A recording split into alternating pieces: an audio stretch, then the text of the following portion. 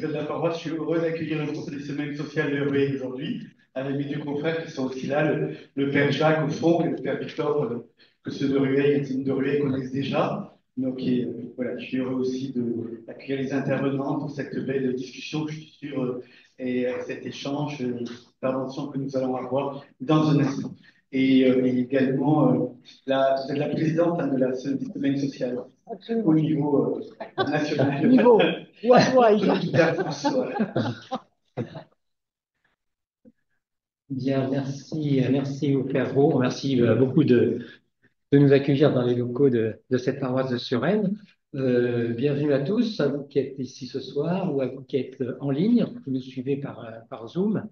Je suis Dominique Pelou-Praillé, président des Semaines sociales de Rueil. Alors en fait, c'est la première fois que nous nous réunissons en dehors de Rueil-Malmaison, donc c'est une soirée exceptionnelle. Et nous réjouissons à cette occasion de faire mieux connaissance avec nos voisins de Suresnes et puis plus largement faire connaître les semaines sociales de Rueil avec tous ceux qui sont en ligne avec nous. La vocation des semaines sociales de France ou de Rueil, c'est d'être un lieu de réflexion et de dialogue en vue de l'action pour le bien commun et dans l'esprit de la pensée sociale chrétienne. Il se trouve que les semaines sociales de Rueil sont la seule antenne actuellement dans les Hauts-de-Seine qui soit active. Donc, sa place à Suresnes, je pense, est tout à fait justifiée. Nous avons abordé ces dernières années des sujets aussi divers que la transition écologique, les défis européens, les relations intergénérationnelles, les mutations du travail et la rémunération du travail, le logement et la mixité sociale, etc.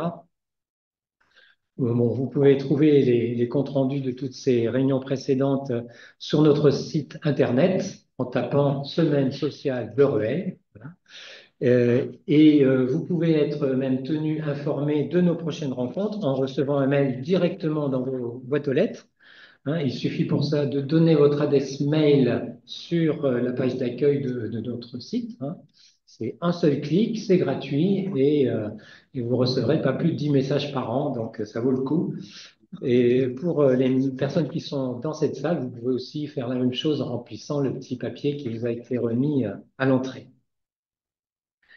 Alors la réunion de ce soir est exceptionnelle aussi parce que nous accueillons donc Isabelle de Golemin, présidente des Semaines sociales de France, qui est actuellement productrice déléguée des Matins de France Culture et que beaucoup d'entre vous connaissent pour avoir lu ses articles dans La Croix ou l'avoir entendu à la radio ou à la télévision dans différentes émissions comme C'est dans l'air ou autres. Donc Isabelle nous fait l'amitié de venir à la rencontre de notre antenne pour participer alors à cette conférence, mais aussi à notre AG annuel qui aura lieu à 21h30 en deuxième partie de soirée. Ce sera alors en présentiel seulement, hein. Voilà, Isabelle va aussi nous faire bénéficier de son professionnalisme pour animer le débat qui va s'ouvrir dans 2 minutes sur le thème de l'intelligence artificielle. L'IA a fait irruption dans l'espace public il y a 2 ans il pourrait bouleverser notre monde selon certains, voilà, peut-être pour le meilleur, peut-être pour le pire. Bon, donc nous avons eu envie d'entendre un spécialiste des rapports entre éthique et IA pour savoir si l'IA peut concourir au bien commun, sous quelles conditions, et ce que nous pouvons faire, chacun à notre place. Voilà. Nous sommes donc très honorés de recevoir Mathieu Guillermin, qui est docteur en physique, docteur en philosophie, maître de conférence à l'Université catholique de Lyon et chercheur justement dans ce domaine des relations entre l'éthique et le numérique, et particulièrement l'éthique et l'IA. Donc, dans un premier temps, je vais laisser Isabelle de Golemin faire parler notre invité sur ce thème. Puis nous aurons une petite demi-heure pour un débat. Voilà, vous pouvez poser vos questions dès qu'elles vous viennent, sans attendre la fin de la première partie, hein, dès que vous avez une question. Soit vous la posez sur le chat si vous êtes en ligne, soit sur les papiers qui vous ont été remis à l'entrée. Et voilà, vous levez la main et on viendra ramasser les papiers.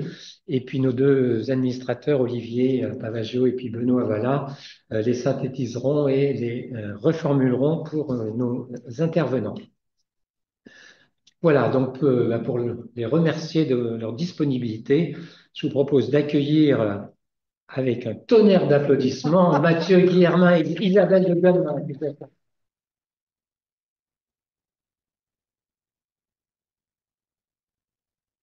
Merci beaucoup. Merci beaucoup. Merci de nous accueillir. Bon, c'est pas parce que je suis au Semaine sociale de France que je n'allais pas aller à la Suresnes, au contraire. Je suis très heureuse de vous retrouver ce soir. Je vais peut-être poser une petite question. Qu'est-ce qui a été faire quelque chose sur ChatGPT ici? Ah ouais, quand même.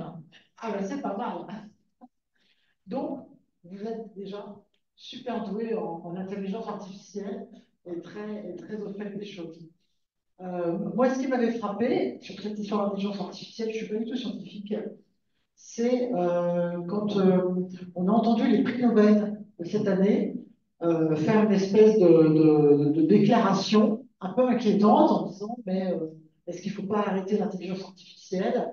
On va vers le précipice, c'est très dangereux, on ne sait pas où on va, il faut faire un moratoire, il faut mettre des régulations, des règles, etc.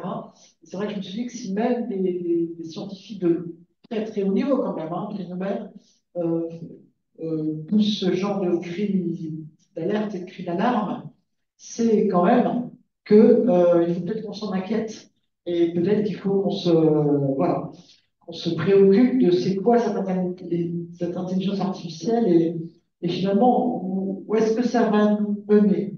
C'est peut-être ça la soirée qu'on ressorte avec un peu une idée de ça et puis voilà, ce à quoi il faut faire attention. Principe de précaution peut-être sur un certain nombre de sujets. Alors, peut-être la première chose que je vais vous demander, c'est de nous définir finalement c'est quoi l'intelligence artificielle. Est-ce que c'est vraiment né là, il y a quelques années ou est-ce que ça existe finalement depuis plus longtemps que ça? Est-ce que ça peut se définir? Est-ce qu'il n'y a qu'une sorte d'intelligence artificielle? Voilà, alors de manière simple, parce qu'il y a beaucoup de gens dans moi qui ne sont pas forcément scientifiques. Bonsoir à toutes et à tous. Merci beaucoup pour l'invitation en particulier à Dominique, gentiment conviée. Je suis très heureux d'être là avec vous et n'hésitez pas à me faire les gros yeux si à un moment je ne suis pas compréhensible. Je peux voilà, partir un petit peu des fois. Mais peut-être pour être très concret et comme vous avez posé la question, ça va nous mener où l'intelligence artificielle? J'aimerais que ça nous mène où on veut aller. Et moi, je crains, alors on reviendra sur les affirmations des prix Nobel, parce que dans les médias, on entend des choses, c'est mélangé entre il y a du sens à dire ça, mais si vous savez pourquoi les personnes le disent, à la lumière de ce qu'il y a réellement sous le capot, ça ne fait pas tout à fait le même effet que quand on reçoit des affirmations comme ce qui a été dit par Geoffrey Hinton à propos de c'est terrible. Il a quand même dit, si vous n'avez pas suivi, hein, l'IA devient plus intelligente que nous. On a très peu d'exemples de systèmes ou de choses moins intelligentes qui contrôlent des choses plus intelligentes qu'elles. Il n'y a que les bébés qui contrôlent leur maman. Des choses comme ça, quand même. Vous voyez, enfin, si vous faites ça, vous avez raison, la réaction est saine. Et je pense que du coup, il y a un enjeu où on se doit tous. Donc, l'idée, il faudrait que on dise où on veut aller avec l'IA et que ce ne soit pas quelle est notre place d'humain dans ce monde d'IA, parce que c'est même mal formulé pour les raisons que je vais expliquer après. Mais je préfère le dire tout de suite. Je pense qu'on a tous une responsabilité à essayer de travailler pour que on puisse dire quelle est la place des technologies dans notre monde à nous et dans le monde des vivants en général. Parce qu'il y a des conséquences environnementales et des choses comme ça. Et ça, c'est vraiment l'essentiel. Il faut faire cet effort de réfléchir et à qu'est-ce qu'on veut. Et je pense que la question, réellement, elle se pose comme ça. Il y a pas, l'IA ne fait rien toute seule, c'est des humains qui font des choix. Est-ce qu'on les fait tous collectivement? Est-ce que certains les font dans leur coin? Quelles conséquences ça a? De quel niveau de sécurité? C'est ce genre de questions-là. Je dis ça pour vous dire tout de suite dans quelle sphère je vais essayer de poser la discussion. Alors cela étant dit, désolé pour l'introduction qui est peut-être déjà trop longue, mais Qu'est-ce que l'IA? On pourra en parler des heures et des heures, mais l'important, c'est vraiment de démystifier, dans le sens où il ne se passe rien de radicalement nouveau sous le soleil depuis ChatGPT par rapport à ce qui se passait avant. On est dans une progression. Il y a beaucoup de gens qui vous présenteraient l'IA en disant, regardez, il y a une vague, et puis si vous savez surfer, tant mieux pour vous. Si vous ne savez pas surfer, bah, vous allez vous noyer. Une meilleure analogie que la vague tsunami qui arrive d'un coup, c'est l'eau qui monte depuis déjà au moins 2010 et qui montait déjà avant, hein, parce que il y a une continuité avec toute l'informatique, et même peut-être j'y viendrai un peu avant, il y a une continuité avec bien avant ça. Mais l'eau monte, notamment avec l'informatique et avec de plus en plus de performance des programmes informatiques. Et bah, il y a des endroits où c'est intéressant de récupérer cette eau qui monte, là, cette pression, pour faire des choses utiles. Et puis il y a d'autres endroits où si on laisse le jet d'eau ouvert, ça va faire du marécage, ça va pas forcément nous aider. Si vous voulez une analogie générale, voyez-le plutôt comme ça. Alors maintenant, qu'est-ce que l'IA? Une première chose pour défendre, et après on va tous refaire l'abus de langage, mais quand on dit il y a une IA dans mon téléphone ou il y a une IA dans ce programme, on fait un abus de langage. En théorie, l'IA, c'est plutôt un domaine scientifique et technologique dans lequel on produit des programmes informatiques. Donc c'est un sous-domaine de l'informatique dans lequel on essaye de faire des programmes capables de faire des trucs intelligents, capables d'automatiser, parce que c'est d'une autre manière, mais de faire que vous prenez un humain, il fait quelque chose, vous dites, ah tiens, il a pris ça comme élément, il est arrivé à ça comme résultat, ah, ce qu'il a fait était intelligent, et ben, c'est d'arriver à partir du même point de départ et de faire arriver d'une manière ou d'une autre une machine au même point d'arrivée avec un programme qui lui permet de faire ça. Juste une petite interruption. C'est quoi intelligent? Ouais. C'est des questions à diverses, toute une vie de réflexion. Mais justement, d'aucuns voudraient vous limiter l'intelligence à la capacité de je vous donne un contenu au départ, vous me donnez un résultat. Et l'intérieur, on ne veut pas savoir ce qui se passe dedans. Être intelligent, c'est donner la bonne réponse à une question. Être intelligent, c'est si je vous dis 2 plus 2, vous me dites 4, donc vous avez donné la bonne réponse. Si on le dit comme ça, bah, du coup, dès qu'une machine est capable de traiter des entrées et de cracher les bonnes sorties, on va dire, bah, si elle le fait, elle est intelligente. Alors, si elle parle comme GPT parle, elle est forcément intelligente. Il n'y a rien de plus à dire que ça sur l'intelligence, il me semble. Notamment, est-ce que, c'est des questions qui m'intéressent beaucoup, une machine, je reviendrai après sur qu'est-ce que l'intelligence, mais comment fait la machine pour faire de passer de données d'entrée à données de sortie? Bon, bah, la machine, elle ne fait rien. C'est en fait un programme qui me prend les données et qui fait les opérations sur les données. Première approximation, vous pouvez imaginer, c'est des multiplications. Dans GPT, c'est des multiplications et des additions, principalement. Tout votre texte est traduit en une série de nombres. Pas de problème pour faire ça. Hein. Vous dites, premier mot du dictionnaire, c'est 1, deuxième mot du dictionnaire, c'est 2, et ainsi de suite jusqu'à la fin du mot du dictionnaire en français. N'importe quelle phrase, ça se traduit en une série de nombres, et vous voulez faire tourner une machine à calculer pour générer une nouvelle série de nombres. Quand je reprends ma correspondance, ça me donne une phrase qui a du sens. Et donc, le but du jeu de l'intelligence artificielle, c'est d'écrire des programmes qui vont vous traiter les données d'entrée pour générer des données de sortie qui ont du sens. Alors, je vous ai pris l'exemple de GPT, mais ça, c'est les exemples les plus récents. Potentiellement, sur des tâches difficiles, faire de la conversation, c'est difficile à programmer. Mais en fait, c'est le même principe sur des choses beaucoup plus simples. Par exemple, voilà, une calculatrice, elle a déjà, c'est le même fonctionnement. Vous donnez un nombre en entrée, vous dites je veux faire telle opération, plus ou moins compliquée, et puis ça vous donne le nombre en sortie. Vous avez visualisé tout ça, quoi. Il s'est passé telle et telle série d'opérations mathématiques dedans, ça a calculé le bon nombre. Le truc, c'est que, et j'aime bien prendre cette analogie-là, est-ce que si je dis une image, c'est, vous voyez, c'est des pixels, hein. Tout le monde voit, c'est l'idée, c'est des grands carrés, une image, c'est un carré rectangle, découpé en petits carrés, chaque petit carré a sa couleur. En fait, chaque couleur a un nombre qui dit justement à l'écran quelle couleur il faut afficher. Et vous voulez, par exemple, classifier ces images. Donc, vous avez des images qui correspondent à un grand tableau de nombres, comme ça, en fonction de ce qu'il y a dans l'image, et puis vous voudriez classifier. Admettons que vous avez des images super simples, genre monochrome noir, monochrome vert. Bon, mais ça, le programme, moi, je sais l'écrire à la main. Pas de souci. Il suffit de faire la moyenne de toutes les valeurs des couleurs dans toute l'image. Ça va, hein, vous me faites les gros yeux, vraiment. Ça va. Et puis, voilà, vu que le monochrome noir, il est noir, ça va donner un certain nombre qui correspond au noir. Le monochrome vert, il est vert, ça va donner un certain nombre qui correspond au vert. Et donc, on imagine, même si vous ne voyez pas de détails, vous imaginez que je peux assez facilement écrire un programme qui va prendre les données de l'image et qui va dire, ah bah c'était du vert ou c'était du noir. Ça, c'est facile. Maintenant, l'enjeu, c'est de faire ça sur des trucs. Par exemple, vous avez des photos de chats, des photos de chiens, des photos d'Isabelle, des photos de n'importe quoi, de la bouteille d'eau, et vous voulez faire le même travail. Et là, en théorie, enfin, de toute façon, il faut faire des opérations sur les nombres de départ qui correspondent à l'image que j'ai devant moi pour arriver à dire ce que c'est. Ça, et ben, c'est là où on a des limitations. Et jusqu'à très récemment, on a même été déçus parce que tous ces programmes-là qu'on écrivait à la main, depuis l'invention de l'informatique dans les années 80, on s'est dit on va en faire des trucs fantastiques. On va écrire des programmes fantastiques. Et en fait, on s'est rendu compte qu'il y a des tâches, on était bloqués. Typiquement, les tâches sur le traitement des images. Typiquement, les tâches sur la conversation.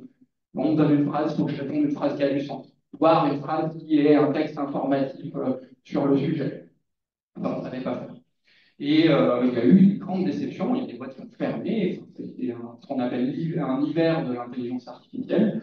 Et en fait, on est revenu depuis, pas 2022, mais depuis 2010 en gros, sur une nouvelle explosion de l'informatique et du développement des programmes informatiques avec ce qu'on a appelé l'apprentissage machine. Je ne sais pas si on a fait le sondage pour GPT tout à l'heure, l'apprentissage machine, est-ce que ça dit quelque chose à quelqu'un, à quelques personnes? Alors, c'est les réseaux de neurones artificiels, le deep learning, tout ça, c'est de l'apprentissage machine. Dit comme ça, réseau de neurones artificiels, on a l'impression que, je disais dès le début, on a créé un nouveau truc. C'est plus la même chose. C'est le cerveau artificiel et tout. En fait, c'est pas du tout ça. Toute l'idée de l'apprentissage machine, c'est de se dire, OK, je ne sais pas écrire exactement le programme que je voudrais obtenir. Je ne sais pas comment faire, c'est trop compliqué. Vous imaginez une image, le chat, le chien, d'Isabelle, comment je fais? Quelles opérations je fais sur l'image? C'est trop compliqué. Ce qu'on peut essayer de faire, c'est de paramétrer automatiquement, je le dis de manière dense, j'ouvre les boîtes après, paramétrer automatiquement une sorte de programme à trous. Donc ce qu'on va faire, c'est plus dire je vais écrire tout le programme moi-même par A plus B de A à Z. Je vais imaginer quel type d'opération serait peut-être intéressante à faire pour classer les images, pour répondre à des phrases, des choses comme ça. Ça va être du coup manipuler les nombres, des couleurs, des pixels dans l'image.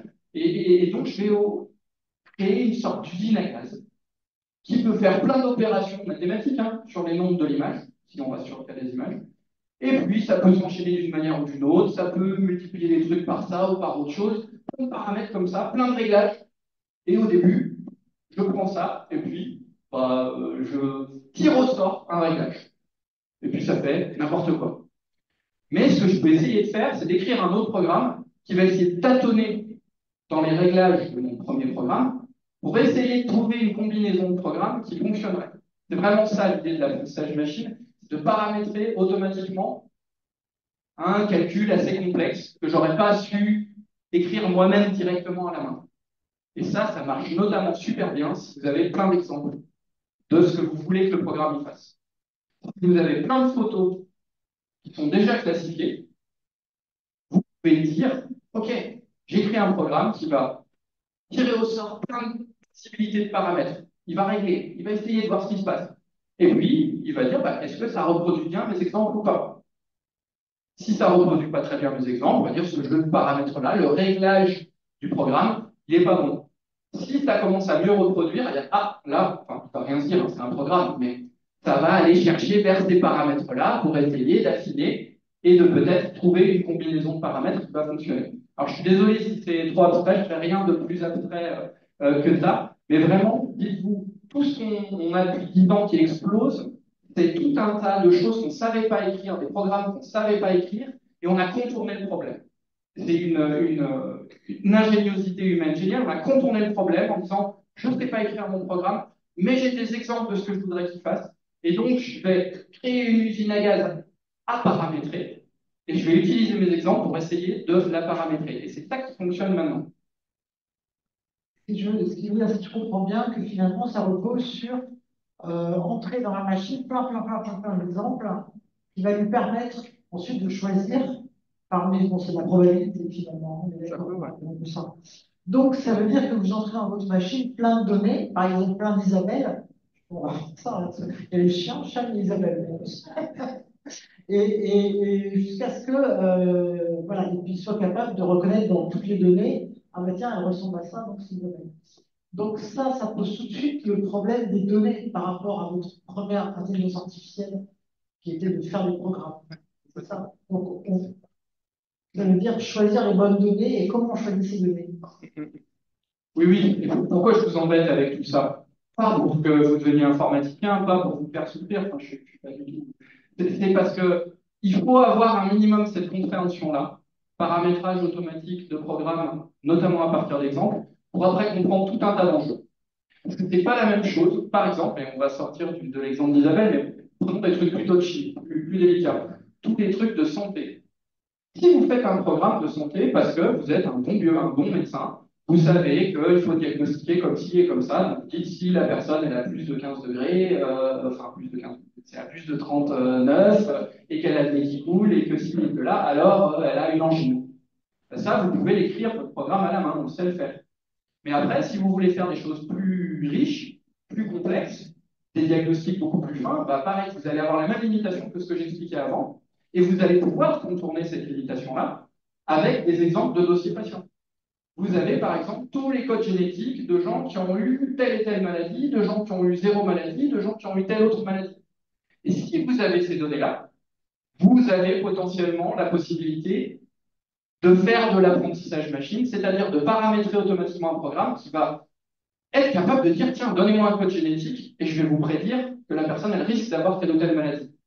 Et là, il y a des enjeux faramineux, notamment, on avait parlé un petit peu avant, mais l'exemple de la santé, il est intéressant parce que faire ça, c'est super. Hein. Si on peut faire des trucs comme ça peut être des super outils, il y a des subtilités sur comment les utiliser, mais ça peut vraiment faire avancer la médecine. Mais qui possède les données? Vous voyez, il faut comprendre ce qui est en train de se passer, non pas en termes de ouais, les machines deviennent des bébés qui apprennent et après ça devient un bébé machine qui est devenu étudiant en médecin et puis médecin. Non, non, non, non. Ça permet de ne pas parler des vrais sujets. Un vrai sujet avec l'apprentissage machine, c'est qui a accès aux données de santé. Parce que celui qui arrive à collecter les données de santé, il va pouvoir, espérer en tout cas, mais il lui faut des ingénieurs et des bons développeurs, hein, ça ne marche pas tout seul, mais produire des programmes qui vont être extrêmement performants pour détecter telle ou telle maladie ou pour prédire telle ou telle personne va bien réagir à tel ou tel traitement. Et nous, dans nos dossiers patients, on a ça. Alors, bon, on ne parle pas du Doliprane, hein, on parle de trucs plus fins, mais il y a plein de maladies où certains médicaments marchent avec certaines personnes et pas avec d'autres. Si vous avez un historique de quel médicament a marché avec qui, potentiellement, demain, vous avez un outil fantastique pour prescrire. Et vous allez le vendre. Enfin, ça dépend qui a ça. Et ça, il y a tout un enjeu, mais qui est une illustration du genre de choses vers où on veut aller. C'est pas seulement est-ce qu'on veut des programmes performants qui vont nous faire de la médecine. C'est ça, mais c'est avec quel arrière-plan?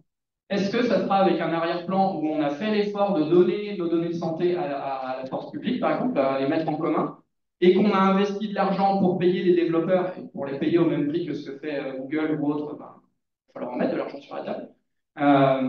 Voilà, est-ce qu'on veut ça? Ou alors est-ce qu'on veut peut-être un partenariat avec Google, mais en leur faisant payer très très cher nos données de santé? Ou alors est-ce que les hôpitaux ou autres se dotent de programmes pas chers parce qu'ils n'ont pas les moyens, et la contrepartie, ça sera l'accès aux données. Il y a tout un tas d'enjeux comme ça. Notamment, je ne sais pas si vous avez suivi, il y a un peu des débats en ce moment avec Doctolib. Doctolib, c'est mis dans la place comme un outil très pratique pour prendre des rendez-vous chez les médecins. Mais maintenant, il propose de quelque part faire concurrence au dossier médical partagé proposé par les services publics en vous disant mettez votre ordonnance. Mettez là, ça va vous fluidifier la vie. Et c'est vrai, hein, ça va fluidifier la vie, ça sera peut-être même plus efficace que le dossier patient public. Mais en faisant ça, il faut vraiment se poser la question, ok, ça nous a coûté moins cher d'avoir un système d'organisation, de relation avec le médecin, de prise de rendez-vous, peut-être, mais peut-être qu'on est en train de donner tout un tas d'exemples.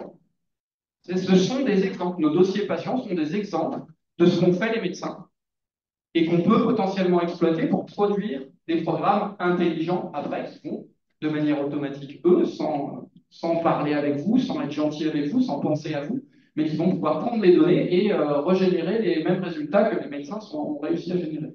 Et là, il y a des gros enjeux avec ça. Et alors là, Doctolib, à la limite, ne délivre pas de refuser. Mais est-ce qu'il y a des moments où l'intelligence artificielle se nourrit de choses qu'on ne voit même pas qu'on lui donne? En permanence, en fait. Mais là, il y a vraiment, c'est un très très grand sujet, c'est tout le problème du modèle économique du gratuit. Si c'était pas gratuit, c'est pas sûr que ça serait autrement, parce qu'il faut encore que nous, on ait des exigences. Mais tout ce qu'on utilise, tous les logiciels sont sur nos téléphones, la plupart des logiciels sur nos ordinateurs sont des logiciels gratuits. Les navigateurs Internet, les moteurs de recherche, pas gratis. Ça veut dire qu'il y a de la valeur qui est générée autrement. Souvent, on se dit, ah oui, mais c'est parce qu'ils nous donnent de la publicité, c'est vrai. Mais en fait, il se fout depuis au moins 15 ans maintenant, c'est collecter le plus de données possible de toutes les activités, de tout et n'importe quoi. Un exemple de données qu'on peut avoir, c'est, alors vous l'utilisez peut-être pas, mais vous connaissez peut-être des gens qui le font, toutes les plateformes, par exemple, de vidéos. Eh bien, en fait, on suit l'utilisateur. Je ne pense pas qu'on puisse désactiver ça. Il faut être un ninja de fou juridique pour savoir quels sont nos droits. Mais de base, si vous ne faites pas attention, on va suivre le mouvement de la souris. Si vous survolez une image, ne vous cliquez pas dessus, mais vous la regardez. Ah, peut-être celle-là. Ah, peut-être celle-là. Ces comportements-là, on peut les exfiltrer de l'ordinateur. C'est pas compliqué, hein. De toute façon, pour bouger le pointeur de la souris sur l'écran, vous avez créé un signal. Ce signal, il existe dans l'ordinateur. Il peut être extrait pour dire la souris est passée tant de temps devant telle image. Et ça dit comment vous fonctionnez. Ça dit comment vous êtes attiré par une image ou par une autre. Je vous laisse imaginer le pouvoir que ça peut donner sur nous hein, ce genre de données-là. Pourquoi on va regarder? Alors, ça peut être avec la caméra de l'écran aussi qui suit où est-ce qu'on regarde, mais déjà, pourquoi on a cliqué à tel endroit, à quel moment, dans quelles conditions? Ça, ce sont des données qui ont une valeur considérable. Et en fait, le modèle économique du gratuit n'est plus, déjà, n'a jamais vraiment été on vous donne de la publicité. C'était plutôt on vous met de la publicité qui vous intéresse. Et comment on fait ça? Ben parce on a récupéré toutes vos données d'activité pour savoir ce qui vous intéresse. Et là, ça peut même aller plus loin. Ça peut être non seulement je vous donne cette pub-là qui vous intéresse, mais je vous la mets dans ce type d'environnement-là, avec ces couleurs-là, avec cette taille-là, avec des choses, pas dans la partie, mais il y a plein de facteurs sur lesquels on peut jouer, pour se préparer à avoir un comportement. Donc là, il y a ce genre c'est-à-dire, alors c'est vraiment, c'est court-circuiter hein, nos choix volontaires, mais on peut imaginer que, en caricature, c'est plus subtil que ça, mais vous adorez les petits chatons, le vert, vous n'aimez pas quand les icônes elles sont trop grosses. On a constaté que quand c'est trop gros, voilà, vous aimez les icônes de taille intermédiaire. Moi, j'adore les petits chiens, le orange, et j'aime bien les icônes triangulaires. Eh bien, si on a pu apprendre ça sur nous, quand on va nous proposer de la publicité ou de cliquer sur telle ou telle chose pour acheter, on va vous le mettre avec du vert, après vous avoir présenté 3 ou 4 chatons, et avec des icônes de la bonne taille. Et vous aurez, ça va pas marcher à tous les coups, mais ça va augmenter la chance que vous ayez tel ou tel comportement. Et puis moi, on va me le présenter de la manière qui va bien.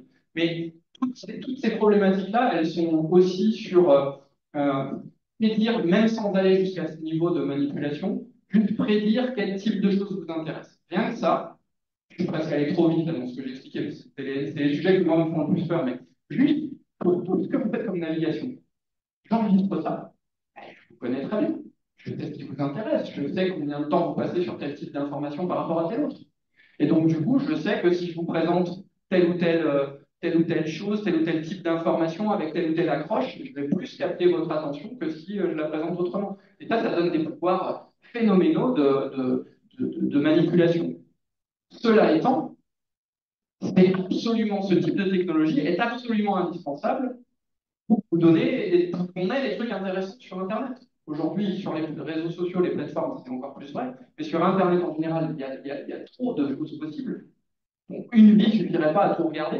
Donc, il faut bien donner des choses aux gens qui les intéressent. Il faut filtrer, il faut avoir des équivalents de moteurs de recherche, des algorithmes qui prédisent qu'est-ce qui va nous intéresser. Et c'est là où, par exemple, il y a des enjeux à connaître. C'est que, en général, si vous utilisez un outil gratuit, le but de l'outil, c'est de vous présenter le maximum de publicité, de vous faire rester le plus longtemps sur l'outil pour que vous laissiez le maximum de données. Donc, il va vous recommander des choses qui vont faire ça. C'est pas forcément exactement aligné avec qu'est-ce qui vous aurait été le plus profitable en termes d'épanouissement, en termes d'information. C'est même très, très désaligné en général. Et ça, si on est sur des systèmes gratuits, bah, il faut bien que les gens qui travaillent derrière soient payés, il faut bien que ça génère de l'argent. Donc, voilà. Alors, si on paye, on peut peut-être exiger d'avoir des algorithmes qui nous recommandent du contenu. D'autres raisons, en exploitant moins, je sais que vous allez bêtement cliquer là-dessus parce que je court-circuite un peu votre réflexion, parce que ça va capter votre attention et c'est super parce que moi, je vais collecter de la donnée. Ça, je le sais. Mais je sais aussi que si je vous disais ça, c'est quelque chose que peut-être vous n'avez jamais vu, que ça va vous aider à réfléchir. Je peux aussi faire ce type Je peux essayer de faire des programmes qui vont faire soit l'un, soit l'autre. Je peux faire les deux avec toutes les données que je collecte sur les gens. Et si on paye, on a plus de chances de pouvoir exiger des algorithmes qui nous seraient profitables. Si on ne paye pas, bah, les algorithmes ils font le travail qui est le plus rentable pour générer de la valeur. Là, on est sur l'exploitation de données donc, de manière intelligente, effectivement, qui permet d'avoir des résultats. Et il y a de plus en plus, quand on parle d'intelligence artificielle, des choses qui vont de là, qui vont amener une sorte de conversation avec la machine. Et donc, je pense notamment à tout ce qui est enseignement, qui est encore un champ assez. Bon, on ne sait pas trop où ça va aller, mais où finalement, la machine devient notre professeur, notre enseignant. Et c'est vrai que bah, moi aussi, j'ai essayé ChatGPT, c'est marrant, parce qu'elle me dit, ah ben non, mais là, quand même, votre style n'est pas très bon. C'est marrant. Ouais, mais ils font des remarques vraiment comme le ferait une personne. Et donc, il y a une sorte de relation, et c'est là où je voulais en venir, qui s'établit avec la machine. Donc ça, il va falloir qu'on vive avec ça. Alors, ça veut dire quoi en termes parce que éthiques et philosophiques, ce type de relation, qui est une relation qui n'est pas avec la vie, quand même. Oui, complètement. Enfin, il y a tellement de choses à dire là-dessus. Je vais essayer d'être un peu plus structuré que ce que j'ai fait maintenant, jusqu'à maintenant. Alors, vous l'avez dit, c'est pas une relation à la vie. Déjà, ça, c'est pas une évidence pour tout le monde. Tant mieux si c'est évident pour vous. Et je vous l'ai dit en introduction, on est toujours avec des ordinateurs. C'est pas parce que GPT est sorti que c'est nouveau. Enfin, c'est nouveau dans le sens que c'est pas le même programme, mais ça reste un ordinateur. Et donc ça, mais il y a quand même une poussée culturelle pour essayer de nous faire admettre que parce que de par la performance du traitement de la donnée, de par ce que c'est capable de faire quand vous donnez une phrase et ça vous répond, vous donnez une phrase, ça fait une image qui est belle, des choses comme ça, alors on devrait admettre qu'il se passe quelque chose de nouveau. Parce qu'on n'est plus seulement dans des traitements de données classiques. Vraiment, c'est super important de pas. Enfin, il se passe des choses nouvelles dans le sens où on a des programmes qui arrivent à faire des choses qu'on n'arrivait pas à faire avant. Ça, oui. Mais par contre, un ordinateur est toujours un ordinateur. Et alors là, parce que vous allez me jeter des cailloux si j'explique pourquoi, mais vous pourrez poser la question si vraiment ça vous intéresse. Mais un ordinateur, croyez-moi sur parole, alors ça, c'est un ordinateur. Il y a des montres maintenant, c'est un ordinateur. Ça, c'est un ordinateur. C'est des merveilles de miniaturisation d'une machinerie mécanique. Miniaturisée, certes, mais c'est de la machinerie. Un ordinateur, ça peut être fait en bois, avec des mécanismes de roues crantées, ou des trucs comme ça. Ça peut être fait avec des mécanismes d'horlogerie. Ça peut même être fait avec des humains qui se baladent avec des pancartes et qui les tournent comme il faut, une pancarte blanche-noire, blanche-noire. On peut faire des ordinateurs avec ce qu'on veut, mais c'est de la matière, c'est de la mécanique. Et c'est magique d'ailleurs de voir que, parce que nous, on a ce pouvoir de dire telle configuration de précisément dans mon disque dur, ça veut dire tel texte, ça veut dire tel mot, ça veut dire telle image. Et puis, je transforme ça, c'est de la machinerie. Et ça me génère une nouvelle configuration. Hein. Les aimants, c'est sur les disques durs, les anciens, c'est des aimants qui sont dessus. Une nouvelle configuration d'aimants. Et les aimants, s'ils sont vers le haut, c'est un 1, c'est un 0, et puis tout ça, bout à bout, en fait, c'est une nouvelle image, c'est une superbe réponse, c'est un poème que j'ai demandé à GPT de générer. ça, c'est de la mécanique. Et c'est merveilleux. C'est merveilleux. Enfin, moi, à chaque fois que j'en parle comme ça, dès que j'ai le temps de détailler un peu, ça me met les poils parce que c'est incroyable. Et ce qui est incroyable, c'est d'avoir pu miniaturiser autant. On ne voit plus du tout la mécanique tellement c'est miniaturisé. Et ça, c'est le génie humain dans toute sa splendeur. La coopération qu'il faut pour faire le moindre ordinateur, c'est incroyable. Donc, émerveillons-nous pour ça. Émerveillons-nous pour cette technique de l'apprentissage machine que les gens super intelligents ont inventée, qui permet de faire des trucs super. Mais ça reste de la mécanique. Alors, désolé, j'élabore un peu là-dessus, sur le côté, c'est pas de la vie, mais c'est important. Parce qu'en ce moment, on voit la petite musique qui est en train de sortir. Et peut-être qu'on vous l'a déjà fait. Moi, j'ai lu des articles où ils se sont amusés à faire ça, ils sont tous fiers des articles scientifiques. On a présenté des poèmes ou des images à des gens, on leur a pas dit ce que c'était et ils ne savent plus reconnaître l'humain de est-ce que c'est un poète ou est-ce que c'est un humain. Ils ont tendance à préférer les poèmes de la machine, des trucs comme ça. Ça encore, ça va, c'est intéressant de le filtrer, mais il y a un truc moi qui me hérisse particulièrement, c'est je vous donne une image, vous me dites ah c'est beau, ou alors je vous dis ça a été fait par un humain, par exemple, vous dites ah ouais c'est beau, puis je vous montre des trucs, je vous dis ça a été fait par une IA, vous me dites non non. Et puis en fait, après, je dis, bah non, je vous ai trompé. Ce que vous m'avez dit qui est beau, c'est fait par une machine. Et ce qui est dit qui est pas beau, c'est fait par un humain. Vous avez dit que c'était pas beau quand c'était l'humain et que c'était beau quand c'était la machine. Et vous le saviez pas. Et puis alors là, c'est ça le pire du pire. Déjà, faire ça, c'est très très grave. À mon sens, je pourrais y revenir. Mais le pire du pire, c'est-à-dire, qu'est-ce que vous en pensez maintenant? On dit aux gens après, mais maintenant, on vous le dit ce que c'est vraiment. Ah ouais, mais vous avez peut-être tous envie de le dire. Si on vous dit, tiens, ce beau dessin, en fait, c'est GPT qui l'a fait. Ah, c'est si beau que ça. Si vous faites ça, gens tomber dessus en disant bah, attends, ah bah alors, t'as vu l'image, tu trouvais ça super beau quand tu pensais que c'était fait par un humain, et maintenant, sous prétexte que c'est fait par une machine, tu trouves ça moins beau. Et on va essayer de vous culpabiliser là-dessus. Je ne sais pas si vous voyez le genre d'ambiance. C'est en train de se passer dans les milieux de la Silicon Valley aux États-Unis. On parle un peu comme ça en disant mais les gens qui font ça sont des racistes envers l'IA. Alors, heureusement, c'est pas encore trop chez nous, mais ça nous pend au nez. Ça nous pend au nez, ces trucs-là.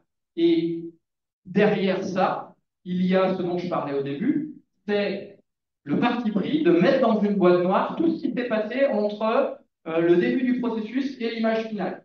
Et de dire ce qui compte, c'est l'image finale. Ben, moi, j'ai l'impression que quand on regarde de l'art ou quand on lit un texte, peut-être pas. Peut-être que quand on vous a dit c'est un humain, vous avez jugé ça plus intéressant.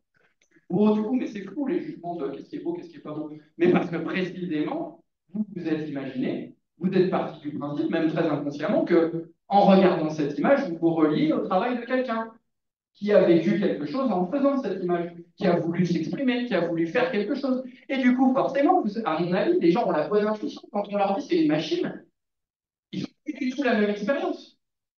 Parce que, moi, je sais ce que c'est qu'une machine, quoi. C'est un truc mécanique et à demi. C'est un truc mécanique. Et du coup, je me relie à quoi? Je me relie à quelle humanité derrière quand on présente une image où en fait il y a quelqu'un qui a dit dessine-moi un arbre dans le style de Van Gogh, machin. Bah, vous vous reliez à la personne qui a écrit ça. Donc l'intensité vécue de ça par rapport au travail d'un artiste et compagnie, bah, c'est peanuts, quoi. Et puis on se relie indirectement à tous les codeurs qui ont développé la machine et aux gens qui ont produit des exemples et des trucs comme ça. On se relie à ça, mais c'est très très indirect. Et forcément, l'expérience artistique, l'expérience de lecture d'un poème est impactée par ça, mais c'est légitime. C'est légitime. Vous voyez, je prends du temps pour réagir à ce côté, c'est pas vivant. C'est super important. Et on a le droit, il me semble, et on doit le défendre, ce droit, de dire, peu importe le produit fini, cette image-là, peu importe qu'elle soit parfaite ou pas, j'ai encore le droit, enfin c'est bien qu'elle soit jolie ou pas jolie, qu'elle soit comme ci ou comme ça, mais j'ai le droit de m'intéresser à ce qui s'est passé en amont. Et dans certains cas, je suis plus que légitime à juger que je veux qu'il y ait quelqu'un. Pour illustrer ça, je vais prendre un exemple encore plus simple, qui je pense va parler à tout le monde. Deux exemples. Un sur les images, un sur le texte. Votre gamin, il vient, ou votre petit-fils, il vient vous voir avec une image magnifique. Ouais, c'est joli. En fait, il a passé 2 secondes et demie à écrire un truc sur un logiciel d'IA générative qui le générait cette image-là. Mais l'image est ponctueuse. Bon, quel effet ça vous fait? Par rapport à, il vient avec une image objectivement Bon, voilà, c'est des gros traits, on ne sait pas trop ce que c'est, on essaye de pas trop se tromper quand on devine, parce que sinon ça va le vexer. Il a de la peinture partout, il en a foutu partout. Les deux images, si vous les mettez l'une à côté de l'autre, sans information, vous dites qu'il y en a une qui est toute pourrie et l'autre qui est super. Mais en fait, bien sûr que vous rajoutez qui l'a fait, pourquoi, comment, en vivant quoi. Et que ça, c'est essentiel. L'image que le gamin a fait en donnant 3 lignes dans un programme n'a aucune valeur. Aucune valeur. Il n'a rien mis dedans. Alors que le gamin qui a passé son après-midi à foutre de la peinture partout, bah, il a pris du temps, il a voulu faire quelque chose, il a mis de lui dans le résultat final. Et ça change tout. Et après, on peut demander à la machine de faire un truc en mode que ça ressemble à un gamin, mais pareil, ça n'a pas de valeur. Peut-être encore plus flagrant. Imaginez un automate de conversation, donc un GPT. Vous lui parlez et il vous dit, vous lui parlez parce que quelqu'un, un de vos proches est décédé ou parce que vous êtes très malade, ou des choses comme ça. Et le truc vous dit, ah, c'est terrible, la maladie c'est affreux, ah oui, la perspective de la mort. Ça n'a aucune valeur. Les mots sont les mêmes que si c'est votre ami, un ami humain vivant qui vous le dit. Mais toute la valeur n'est pas dans les mots. La valeur, elle est dans ce que les mots expriment. D'où l'importance de surtout pas lâcher nos repères sur la machine est une machine. Et c'est aussi pour ça que c'est un petit peu embêté au début, en vous expliquant cette histoire d'apprentissage machine, pour démystifier. La machine, c'est une machine, c'est de la programmation, ça fait du calcul froid. Mais là où on en arrive maintenant, c'est que le calcul froid fait des résultats qui ressemblent à ce que pourrait faire un humain dans des domaines comme générer des images ou tenir une conversation, même avec des tonalités affectives. Mais du coup, là, c'est pas du tout la même chose et peu importe que le résultat brut final, si on ne vous dit pas ce que c'est, soit parfait. Peu importe que vous ne soyez pas capable de détecter une machine d'un humain. C'est plus le problème. Le problème réel, c'est que nous, et on en revient un peu à où est-ce qu'on va avec l'IA, une façon de dire, c'est ah, les machines, elles deviennent vivantes, elles nous parlent, nanana. Non, c'est justement où nous, on veut aller avec nos technologies. Et où on veut aller, je vous rends le micro, c'est peut-être avec des jugements sur où est-ce qu'on veut qu'un résultat soit produit avec du vécu humain. Et où est-ce qu'on s'en fout et que c'est pas grave, voire même c'est très bien qu'il y ait un truc qui soit fait par calcul froid, quelles que soient ces choses. Alors, du coup, on arrive un peu à la régulation. Qu'est-ce qu'on peut faire concrètement? Et peut-être ma première question, parce qu'on va pas revenir en arrière. Et puis d'ailleurs, ça fait faire des progrès formidables. Il y a beaucoup de choses possibles dans tout ce qu'on peut faire avec l'IA. On en avait fait des exemples. Mais sur quoi est-ce qu'il faut faire attention? Et puis peut-être, euh, quel est notre pouvoir de consommateur utilisateur par rapport à des gens qui gagnent beaucoup d'argent et qui donc, on voit bien aujourd'hui, finalement, qu'est-ce que nous, on peut encore faire par rapport à ça? Parce que c'est pas David contre Goliath.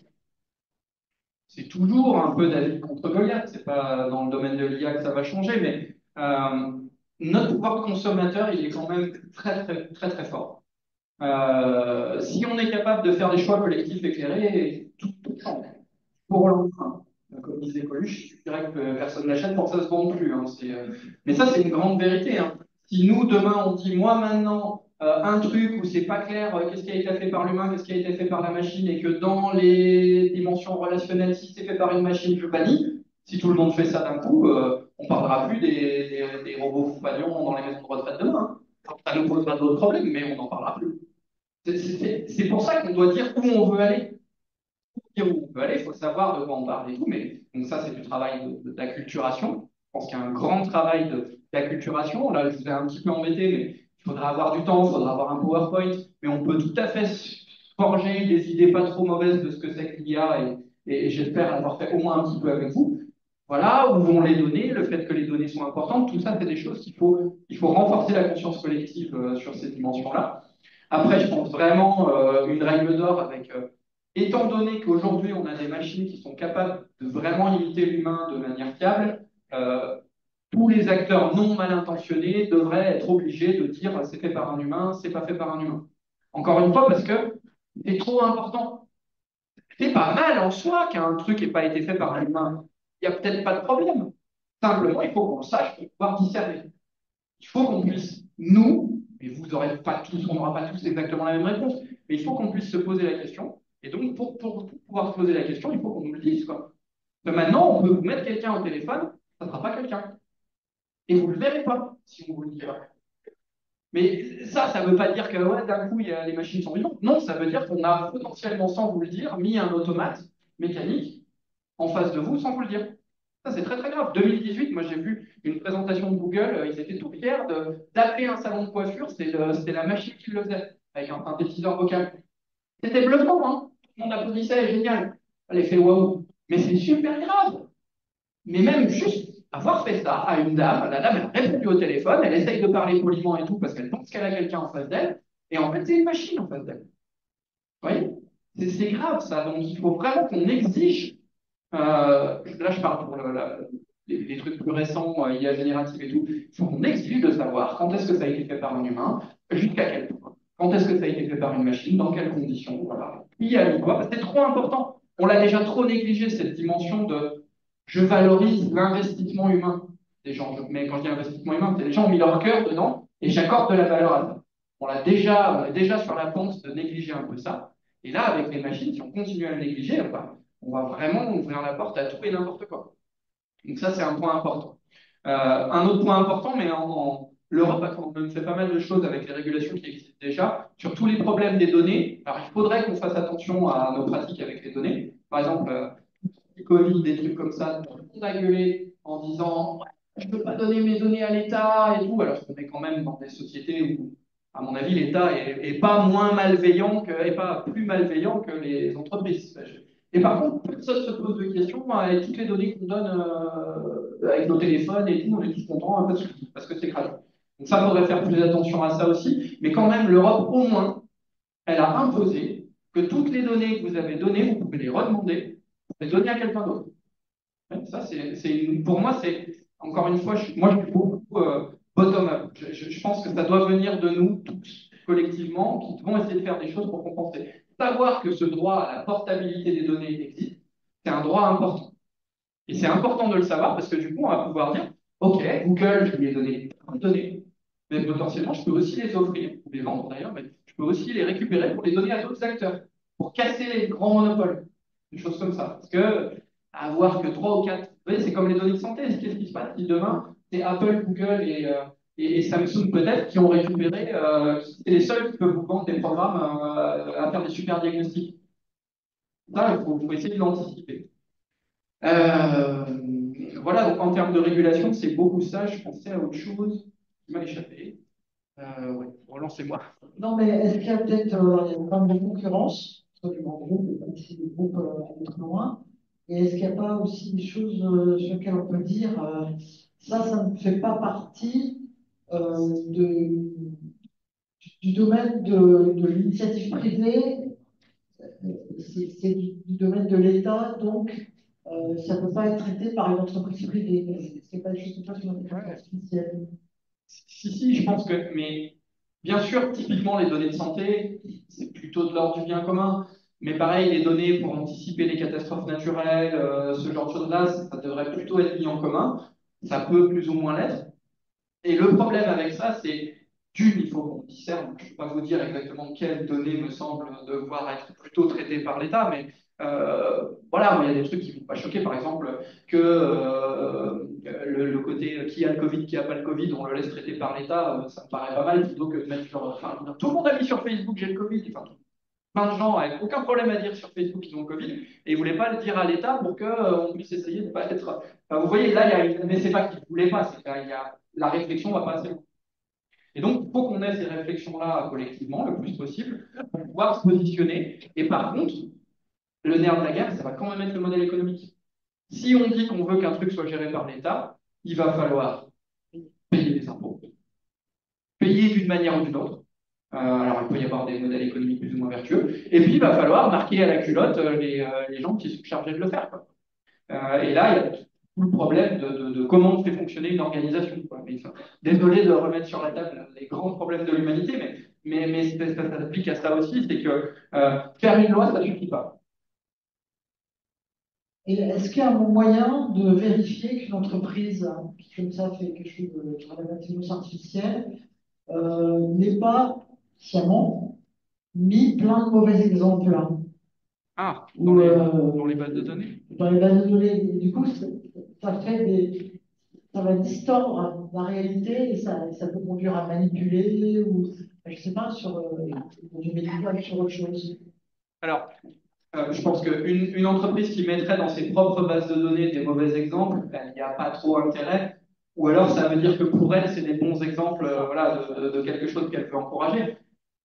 Dans un certain sens, on est tous en train de se polluer en disant, voilà, si, mais ça c'est Gérald Bronner, l'apocalypse cognitive, c'est l'idée, on a tendance à avoir des réflexes quand ça parle reproduction, sexualité, quand ça parle conflit, quand ça parle, il y a un bruit et on entend notre nom, notre cerveau, il tac, il fait, oh, ça m'intéresse. Et ça, chaque fois qu'on réagit comme ça dans le monde, dans l'environnement numérique, on rajoute un exemple de qu'est-ce qu'on veut. Et qui n'est pas un exemple nécessairement de ce qu'on devrait vouloir si on avait réfléchi 3 secondes. Donc là, on pollue les choses. Et ça, c'est un peu dans ce sens-là. Il y a des entreprises, elles aiment bien cet exemple-là parce que ça leur permet bah, c'est un peu l'idée du marketing aussi. On va un peu court-circuiter la réflexion. Est-ce que vous en avez besoin? Il n'y a pas besoin de cette nouvelle voiture alors que vous en avez une il y a 2 ans. Hop, on essaye de faire que le choix, ça passe par-dessus la réflexion. Donc ça, tous ces exemples-là sont un peu toxiques et d'un point de vue bien commun, ce serait pas génial qu'ils soient dans les bases de données qui servent à faire de la recommandation de contenu. Et d'un point de vue de si je veux vous vendre des trucs, c'est bien qu'ils soient dedans. Par contre, une autre dimension, c'est clairement militariser ou déstabiliser les programmes des autres en leur mettant des défauts dans leur environnement numérique.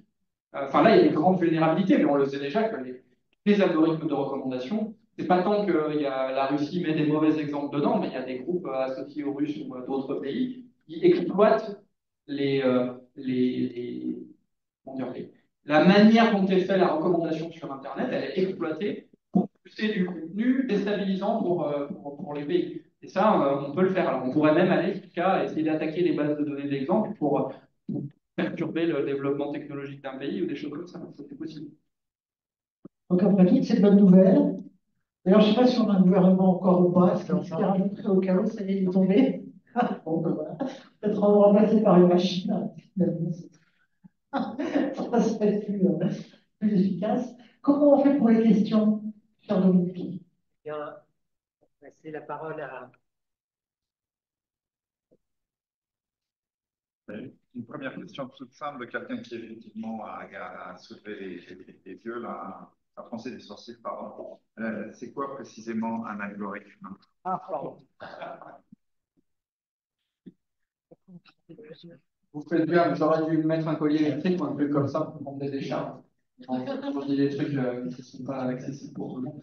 Un algorithme, c'est un programme.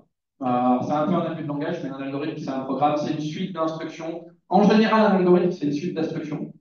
Et par extension, quand c'est des instructions pour manipuler des données, genre prends la couleur du pixel 1, multiplie-la par 22 et puis divise-la par temps et compare-la à bidule, tout ça, toute cette séquence-là, c'est un algorithme, c'est un programme. Plusieurs questions. Il y a plusieurs questions autour des données qui sont, on a bien compris qu'effectivement on utilisait beaucoup de données pour faire des prédictions. Donc il y a une question qui est, est-ce que tous ces outils ne sont pas dépendants de ce qui les crée, avec des présupposés, des choix de données, des choix de paramètres, et est-ce qu'ils ne sont pas potentiellement vecteurs d'idéologie?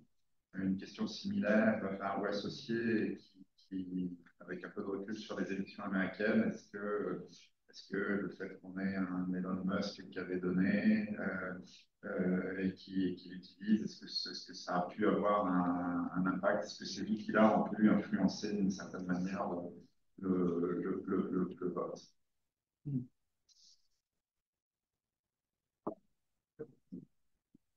Oui, bien entendu, et ça c'est quelque chose qui tient à dire que la technologie vient avec une orientation idéologiques, en termes de valeurs, avec des objectifs, c'est vrai, de toute technologie, en particulier de l'IA, donc c'est très important de le dire.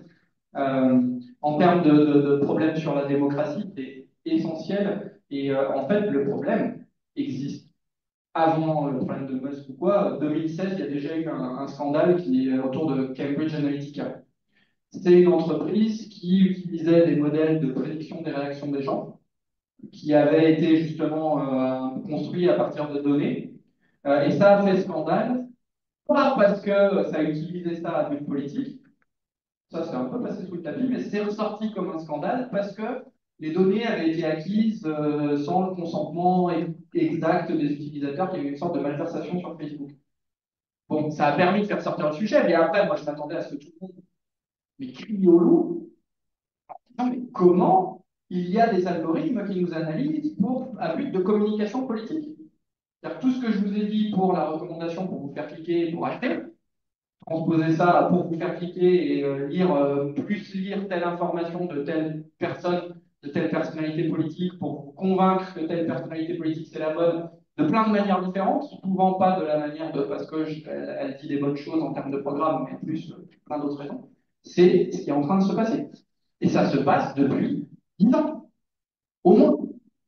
Il y a plus un parti politique qui ne fait pas au moins en partie sa stratégie en utilisant des outils de prédiction de si je dis ça sous telle forme à tel endroit, ça va résonner comme ça sur les réseaux sociaux. Tout le monde utilise ça. Et bien sûr, ça peut être utilisé de manière plus ou moins honnête, plus ou moins productive. Moi, je rêve d'un monde où on utiliserait, j'ai toutes ces données-là, ça me permet de savoir, par exemple, que vous, monsieur, vous n'êtes probablement pas d'accord avec moi sur ce sujet-là. Parlons-en. Si j'utilise ça comme ça, à la limite, il y a un intérêt. Mais là, c'est plutôt, je sais que si vous, je vous dis cette petite partie-là de mon programme que j'insiste dessus, vous allez être content. Vous, ça sera une autre partie. Je ne vais surtout pas vous dire la même partie, je vais vous dire la partie qui vous intéresse vous. Et puis vous, l'autre partie qui vous intéresse à vous. Et comme ça, je vais saucissonner, je vais segmenter, je vais bien faire attention à je communique quoi où. Et ça, c'est de la communication politique assistée par algorithme, enfin par programme. Et je pense que tout le monde fait ça. Ça pose vraiment la question de qu'est-ce qu'on est en train de faire quand on fait de la politique. Je vais me permettre d'intercaler une question à moi. Ça concerne la consommation d'énergie. Parce que vous nous avez dit que voilà, il y a des gens qui veulent enregistrer tous les mouvements de la souris sur mon ordinateur. On est des millions, des milliards à avoir des ordinateurs. Stocker des données, ça consomme de l'énergie. Il faut refroidir les centres de données, etc. Est-ce que c'est vraiment réaliste de stocker toutes ces données quand on sait que la quantité d'énergie, elle est finie? Ce qui est réaliste, c'est que ça se fait, que la consommation du numérique, alors qu'on a des programmes de plus en plus puissants qui devraient faire les choses plus efficacement, la consommation électrique du numérique explose. Et on est en train de le faire. C'est-à-dire que clairement, aujourd'hui, quand vous consultez une page Internet, il y a plus de données, plus d'échanges de données parallèles qu'il y en a dans le contenu qui vous est vraiment présenté.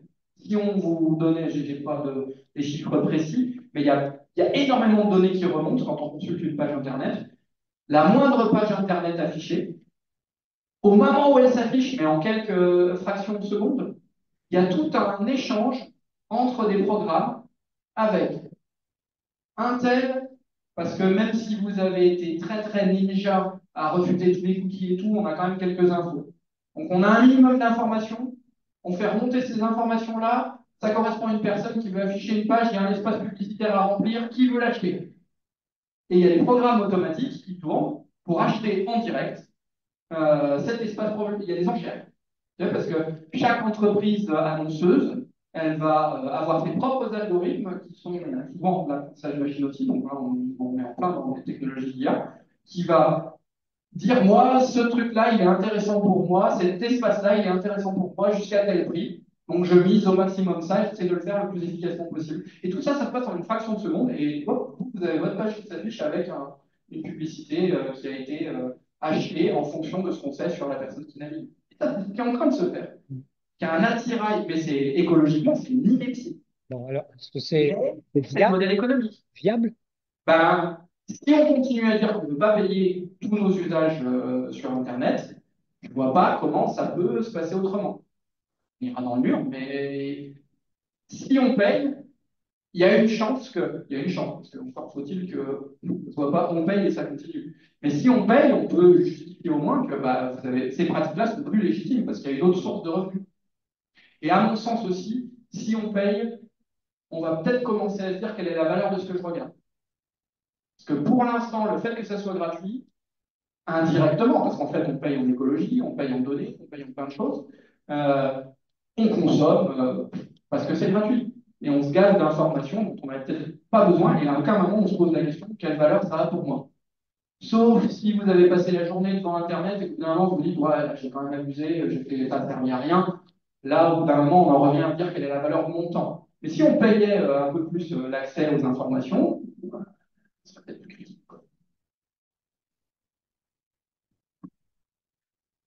Alors, quelques questions autour des IA génératives. Les IA génératives qui s'alimentent elles-mêmes des contenus créés par des IA, est-ce qu'on ne va pas vers un appauvrissement général de la pensée? Et puis, est-ce que, de manière générale, l'IA de discussion, elle ne concourt pas à uniformiser la pensée? Est-ce qu'il n'y a pas un risque finalement de uniformisation avec teinté d'idéologie derrière? Alors, il peut y avoir des problèmes d'idéologie aussi, mais effectivement, le premier problème, c'est un petit peu ce problème d'uniformisation. Parce que, bon an, mal an, une requête similaire à GPT, ça recrache un truc similaire en sortie. Et d'ailleurs, les gens me disent, ah, quand même, vous voyez, GPT, il a des défauts, il raconte des bêtises. Mais c'est pas un défaut. Une IA générative, c'est fait pour l'IA, apprentissage machine, les trucs récents depuis 10 ans. On essaye de reproduire l'ancien à partir de ce qu'on a dans les données, on essaie de refaire exactement ce qu'on a vu dans les données. Reproduire les tâches. L'IA générative, c'est pas une radicale nouveauté, on décale un petit peu la logique. On essaye de produire du nouveau, mais qui ressemble à l'ancien. Et en fait, tout est dans le jusqu'à quel point ça ressemble, jusqu'à quel point ça ressemble pas. Si on veut un truc intéressant, il faut que ça ressemble, mais pas trop. Mais du coup, forcément, des fois, ça ressemblera pas assez et ça racontera une bêtise. Mais en même temps, si ça ressemble trop, c'est plus intéressant. Ça fait du plagiat, ça répète exactement un truc qui existe déjà. Et donc, en fait, on est dans cette tension. Et c'est pas un défaut, l'hallucination, c'est complètement ce qu'on lui demande. Sauf que c'est un problème de curseur. Vous avez dit hallucination. Ouais, les hallucinations, c'est, pardon. C'est quand, justement le programme dit de manière très convaincue une bêtise. Alors, vous lui dites quelle est la couleur des œufs de girafe, il va dire les œufs de girafe sont jaunes à l'intérieur et blancs autour. Parce que c'est le truc le plus probable à répondre. Ça ressemble suffisamment à ce qu'il faut dire quand on parle d'œufs, mais pas de bol, c'est pas. Là, la ressemblance, il ne fallait pas la prendre là. Et ça, c'est pas un défaut en fait. C'est inhérent à la technologie. C'est parce qu'on veut que ça crée du nouveau, pas trop similaire, mais pas trop différent. Si c'est trop différent, c'est même plus du français. Ça n'aura aucun sens. Donc il faut que ça soit très proche, mais pas trop. Et par contre, un défaut, ça crée l'uniformisation.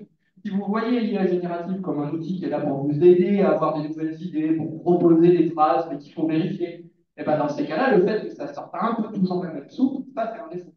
Effectivement. Et en plus, la soupe, elle peut être, elle reflète qu'il y a dans des exemples. Donc, elle reflète un peu tout ce qu'on a mis dans Internet. Et Internet, il y a majoritairement des choses en anglais, de culture anglo-saxonne. Donc, ça pèse sur le programme, même si on lui a donné aussi des trucs dans toutes les autres langues. Il y a une grosse dissymétrie entre l'anglais et les autres langues. Donc, et ça, vous le voyez, mais c'est les mêmes technologies pour les trucs de traduction. Si vous mettez un infirmier, vous le traduisez en anglais, ça devient a nurse. Et vous le retraduisez en français, ça devient une infirmière. C'est systématique. Et voilà, ben oui, ça reprend les exemples les plus communs qui sont présents dans les exemples. C'est un grand truc aussi, ça j'aurais peut-être dû inciter plus dedans. Exemple pourri, programme pourri. Exemple discriminant, programme discriminant. C'est-à-dire, Ben, aux États-Unis, par exemple, il y a des programmes, ça c'est peut-être le plus frappant, mais ils ont utilisé l'histoire judiciaire passée, qui a récidivé, quel type de profil a récidivé, pour prédire qui va récidiver dans le futur. Bon, bah, ultra biaisé en défaveur des Afro-Américains et des Latinos et des personnes comme ça. Mais parce que les données sont comme ça. Un autre problème un petit peu plus vicieux, c'est typiquement, vous avez des images médicales, par exemple de lésions cutanées pour le dermato. Ça marche super bien sur les peaux blanches, mais vous avez une surreprésentation de peau blanche. Et du coup, quelqu'un qui vient avec une peau d'une autre couleur, bah, si la tonalité de la couleur de la peau n'a pas été assez présente dans les bases de données, il y a des risques d'erreur qui augmentent. Parce que les bases de données ne sont pas équilibrées. Tous ces problèmes-là, on va les retrouver. Et la qualité des données est un enjeu majeur. Et c'est bien pour ça que nos données de santé, en ce moment, il faut qu'on les défende. Il faut qu'on les vende cher si on les vend à des acteurs du numérique. Parce que ce sont des données de très, très, très grande qualité. Alors, elles ont le problème qu'on est tous majoritairement, enfin, il y a peut-être surreprésentation de personnes blanches par rapport à d'autres couleurs de peau. Mais on peut faire attention à ça. Mais par contre, c'est des super données de super qualité, c'est des très bons médecins qui vont à chaque fois poser des diagnostics, on a vérifié et elles sont très très propres. Et donc, on peut espérer avoir des programmes très bons avec ça.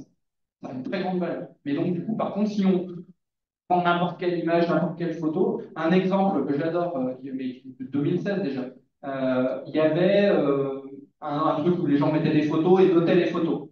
Et ils ont exploité ça, l'entreprise qui possédait ça, pour proposer des filtres automatiques. Notamment un pour dire rends ma photo plus sexy. Ben, le truc, qu'est-ce qu'il faisait? Il débridait les yeux et il blanchissait les peaux. Mais pas parce que les photos de personnes asiatiques ou de personnes africaines étaient mal notées, mais parce qu'il y en avait moins. Et du coup, bah, ils n'ont pas fait attention. Alors, maintenant, on fait plus attention à des choses comme ça, mais ils n'ont pas fait attention. Et du coup, bah, ça a redonné le truc qu'il y avait en moyenne dans la base de données.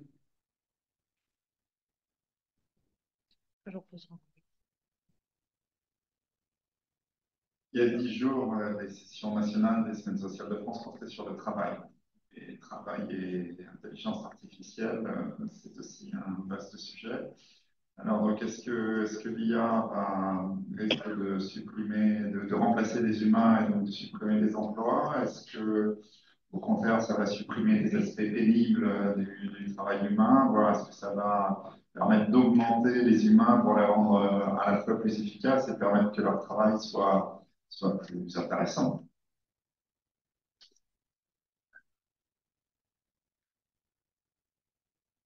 On a combien de temps de 3 heures? Non, mais un peu tout ça, et surtout, je pense fondamentalement, il serait souhaitable que ça ait l'impact qu'on souhaite que ça ait une fois qu'on y a bien réfléchi. Mon inquiétude, c'est que ça aura l'impact qui sera le plus rentable pour ceux qui ont le pouvoir de décision. Et qu'on oublie de poser des questions du style pourquoi je vais au travail, à quoi ça sert, et pourquoi c'est un service. Mais c'est le consommateur aussi après qui peut peser là-dessus. Mais pourquoi c'est un service de qualité? Est-ce qu'un service de qualité, c'est un service, par exemple, le plus rapide possible? Si vous voulez ça, on va vous mettre de l'informatique. Si vous dites un service de qualité, c'est un truc que j'ai attendu une demi-heure, mais il y a quelqu'un de vachement sympa qui est venu me parler, eh ben, il faut créer les conditions pour que ça se produise. Et donc là, il y a des leviers pour peser. Mais il y a des endroits où le mieux, c'est que ça soit le plus rapide. Et donc, dans ces cas-là, ou le plus fiable, dans ces cas-là, on ne va pas mettre de l'IA générative, mais on va peut-être mettre un programme très contrôlé, qui a été fait avec des données de super bonne qualité, et ça sera super. Mais vraiment, l'idée, qui, je pense qu'il faut se mettre dans la tête profondément, mais c'est un combat à mener, c'est que ça pourrait devenir que collectivement, on arrivera à dire qu'il est souhaitable que ça devienne. Mais c'est pas sûr que ça soit ça qui se passe. Si on continue à fonctionner comme on fonctionne jusqu'à maintenant, là, à mon avis, ça va être bon an, mal an, ça va aller dans la direction de ce que les décideurs pensent où ça sera le plus rentable.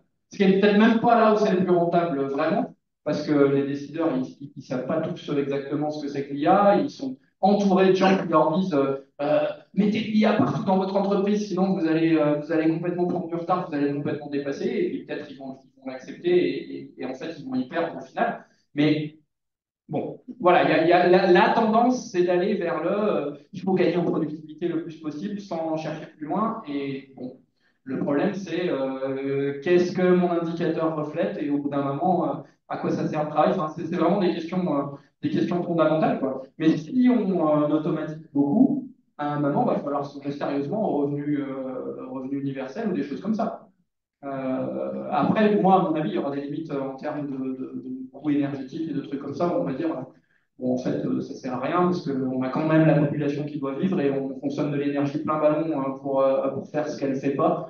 Et voilà, mais c'est des questions de société extrêmement profondes qu'il serait sain de ne pas régler qu'à coup de décisions à courte vue économique. Et pour l'instant, c'est ça qui est dangereux. Mais pareil, quand Hinton il dit ah mon Dieu, comment on va faire pour contrôler l'IA? Mais pas de problème, ne lancez pas le programme. Ou mettez un programme. Enfin, il y a des façons d'encadrer GPT. Peut-être GPT peut écrire des lignes de code, hein. Donc, ça peut être très dangereux, hein, parce que s'il écrit des lignes de code et puis qu'il les exécute, oui, mais ça, c'est non. Parce qu'en fait, exécuter un code, ça passe par plein d'étapes informatiques. On n'est pas obligé de laisser GPT avoir accès à des outils où il peut lui-même compiler du code et le rendre exécutable. Mais on peut aussi. Mais à ce moment-là, on peut prendre GPT et puis c'est un truc super complexe, très imprédictible. Je vous ai dit, en fait, il est fait pour produire du nouveau qui ressemble à peu près à l'ancien, mais pas trop, on ne sait pas exactement, avec plein de surprises, très difficiles à brider. Et vous pouvez mettre ça aux commandes d'une centrale nucléaire.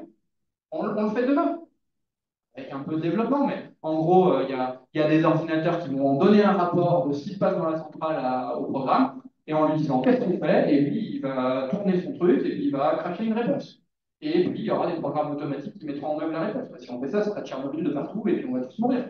Donc, bien entendu qu'il y a des problèmes ce que veut dire Hinton, alors je ne sais pas exactement ce qu'il veut dire, mais dans Hinton, c'est le prix Nobel dont on parlait au tout début, qui a dit attention, on a un problème de contrôle, ça devient plus intelligent que nous. Le problème, c'est pas que ça devient plus intelligent que nous ou plus intelligent que nous, il faudrait passer sa vie. Enfin, c'est la question qu'est-ce que ça veut dire être intelligent? Ça n'a pas de sens, tout en blanc, comme ça, de dire quelque chose, et même quelqu'un, moi je suis moins intelligent que vous.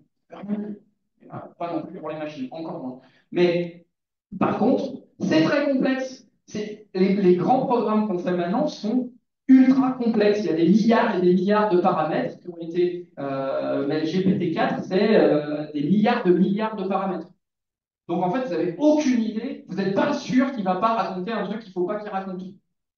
Vous ne pouvez pas en être sûr, mais ce n'est pas fait pour ça. Et donc, forcément, il y a un problème de contrôle, mais le problème du contrôle, il n'est pas si compliqué que ça. Il ne faut pas mettre des programmes qui ne sont pas faits pour à des endroits où ils n'ont rien à foutre. C'est-à-dire un programme pas fiable dont on ne sait pas ce qu'il va faire, on ne le met pas dans une infrastructure critique dangereuse. On met des programmes dont on est sûr. Mais ce n'est pas un souci. Par contre, c'est sûr que si on se met à mettre des programmes très complexes n'importe où, parce que Bidule de la Silicon Valley, il a dit que c'était super et qu'il fallait faire ça, que c'était à l'avenir, là, on aura un vrai problème. Bon, il reste assez peu de temps, alors on va recommander l'enquête des sciences sociales. Je me permets de poser une dernière question parce que voilà, les sciences sociales, en fait, on réfléchit au monde, on essaie d'être en dialogue avec le monde et avec les sociétés, de regarder ce monde qui évolue, mais on essaie aussi de mettre ça en lien avec ce qu'on appelle la doctrine sociale de l'Église, ou les grands principes, et de revenir ensuite pour notre propre pratique. Qu'est-ce qu'on peut faire nous? Qu'est-ce qu'on peut faire collectivement? Là, ça fait beaucoup de questions, je vais répondre à ça en 5 minutes, mais est-ce qu'il y a eu déjà des réflexions alors, au niveau, entre guillemets, du magistère, hein, au niveau des églises chrétiennes? Est-ce qu'il y a des documents qui pourraient être intéressants pour aller un peu plus loin, pour nous dire avec quel principe de doctrine sociale on pourrait aborder ce genre de choses ou pas? Et puis, je crois que vous travaillez avec d'autres universités catholiques dans le monde entier. Et donc, vous êtes en train de réfléchir à ça. Et voilà, comment est-ce que nous, on peut ensuite essayer de discerner dans notre usage à nous et dans l'usage de la société? Oui, oui. Alors, il y a des belles prises de position du pape, notamment en janvier. Il y a eu un message IA épais que j'ai eu l'occasion de commenter, moi, qui est vraiment intéressant. Ça pose des bases, par exemple, pas laisser les personnes être réduites au données qu'elles laissent, des choses comme ça. Il y a d'autres documents un peu plus techniques, enfin plus pointus, quoi, qui peuvent être mobilisés. C'est pas, en fait, des rapports qui traitent un peu la question, il y en a plein, chrétiens ou autres, il y en a de différentes qualités. Vous avez un cours anciennement Centre Sèvres que je recommande, qui est sur IA et doctrine sociale de l'Église. si le sujet vous intéresse. Je pense que c'est un cours où on peut s'inscrire même quand on n'est pas étudiant là-bas. Fondamentalement, ce qui me semble important, et vous avez évoqué le projet, donc je me fais un peu d'auto-promotion, mais effectivement, je pilote un projet qui s'appelle NHNAI, pour Nouvel Humanisme au temps des neurosciences et de l'artificial intelligence. Et le but, ce qu'on fait, c'est d'essayer de dire, OK, il y a des gens qui ont réfléchi, il y a du jus de cerveau qui a déjà été mis dans du papier et c'est intéressant, mais ce qu'il faut, c'est qu'il y ait une émulation d'un suffisamment grand nombre de gens. Et quand je dis suffisamment grand nombre, c'est pas 3 personnes par université, même s'il y en avait partout, mais il y en a à peu près partout, ça existe déjà. C'est nous, tout un chacun, un horizontal de sujets dont on n'est pas spécialiste, on doit quand même se les approprier un minimum pour pouvoir discerner et pour pouvoir dire, ah, cette régulation-là, elle est super, je la soutiens. Et le droit à la portabilité des données, je sais que ça existe et je vais en faire quelque chose. Ça donne un levier. C'est ça qui aura de la force demain. Et donc, nous, dans ce projet-là, on essaye on est dans 9 pays différents, on essaye autour des universités d'organiser des soirées un peu comme ça, mais avec moins de contenu apporté par les experts dans un premier temps et plus de discussions entre les gens. Donc, on pose des questions parce que fondamentalement, bien sûr, moi, je vais vous être utile si vous pouvez réfléchir à ça pour dire qu'est-ce qu'un algorithme, qu'est-ce que patin couffin, peut-être même d'autres notions. Mais après, on va poser des questions. OK. Combien ça va revenir à combien on veut payer comment ça s'appelle dans les maisons de retraite, une personne qui est payée pour accompagner les personnes âgées. Une auxiliaire de vie, enfin les assistants médicaux, des choses comme ça. Ça va revenir à ça. C'est combien ça vaut? Parce que pour l'instant, c'est très mal payé. Et donc, pour l'instant, on peut dire, on va peut-être mettre des robots auprès des personnes âgées parce que. Mais on en discute. Vous voyez, il y a une urgence, pas que pour l'IA, mais il y a une urgence pour l'IA aussi, le plus largement possible, se parler sur ces sujets-là, commencer à faire émerger une volonté que chacun a précieusement en lui, travailler avec autrui, et qui peut s'agglomérer pour peser sur les choses. Si on ne fait pas ça, bah, c'est l'inertie qui va prendre des décisions pour nous. Inertie plus, qui arrive à peu près à peser sur l'inertie du monde, bah, c'est ceux qui ont des très très gros moyens et qui en général les utilisent. Il y a des philanthropes, hein, il y en a plein, mais souvent c'est quand même pour accumuler encore plus de moyens et c'est pas la logique qui va nous aider, quoi. Et donc il y a vraiment ce besoin. Donc nous, ce qu'on essaye de faire, c'est de faire que ces discussions existent. On parle beaucoup de que veut dire être humain au temps des neurosciences et de l'intelligence artificielle, surtout l'intelligence artificielle qui nous arrive là, mais on essaye de dire, parlons de ça. Nous, on n'a pas les solutions. On peut vous mettre plein d'aides, plein de questions qui nous semblent importantes à discuter, mais après, il faut qu'on en discute. Et là, on n'est plus dans, il y a les sachants, les intelligents là, qui sont au-dessus, qui disent aux autres ce qu'il faut faire. On est dans, nous, moi, ma position, c'est d'être à côté. Parfois, j'enlève ma casquette universitaire et je suis dans l'agora, dans la discussion collective.